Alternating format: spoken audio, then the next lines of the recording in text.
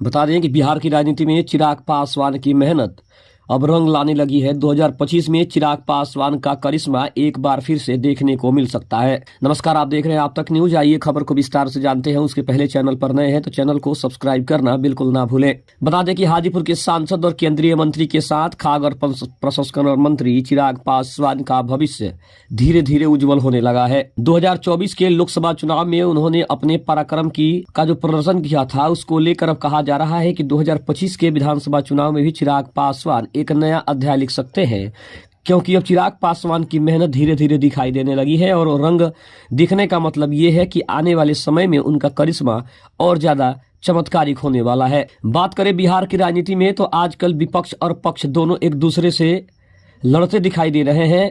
कुछ मुद्दों पर पक्ष अपना समर्थन रख रहा है तो कुछ मुद्दे पर विपक्ष उनका घेराव कर रहा है। लेकिन चिराग पासवान अपनी पारी को बहुत ही सजग तरीके से आगे बढ़ाने की कोशिश कर रहे हैं। और जिस तरह से उनकी राजनीति चल रही है, जिस तरह से चाचा भतीजे की लड़ाई भी अब धीरे धीरे सामने आने लगी है, उसको देखकर ये कहा जा रहा है कि 2025 के विधानसभा चुनाव में अब की बार कुछ बड़ा होने वाला है। चिराग पासवान ने वैसे भी कहा है कि 2025 का चुनाव उनके जीवन का सबसे बड़ा चुनाव है, क्योंकि इस चुनाव में वो सिर्फ अकेले अपना समर्थन करते नजर आ रहे हैं, क्योंकि न ही उनके पिता है और न ही उनके साथ ऐसा कोई व्यक्ति है जो उनका समर्थन करे या फिर उनके पीछे उनके पीठ पर हाथ रखकर उन्हें आगे बढ़ाने की कोशिश करे।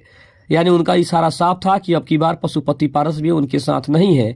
तो कहीं ना कहीं चिराग पासवान के लिए ये सबसे बड़ी चुनौती हो रही है, क्योंकि 243 विधानसभा सीटों पर चिराग पासवान अपनी तैयारी कर रहे हैं। और उसमें से कितनी सीटें चिराग पासवान की पार्टी को मिलती है, ये भी बड़ा दिलचस्प मामला है। हालांकि चिराग ने और उनकी पार्टी ने 15 से 20 और कुछ सूत्रों की माने तो 25 से 30 सीटों की मांग पार्टी बीजेपी से कर सकती है। हालांकि नीतीश कुमार कितनी सीटों पर चुनाव लड़ेंगे, बाकी सहयोगी दल कितनी सीटों पर चुनाव लड़ेंगे, इसका फैसला अभी तो नहीं हुआ है।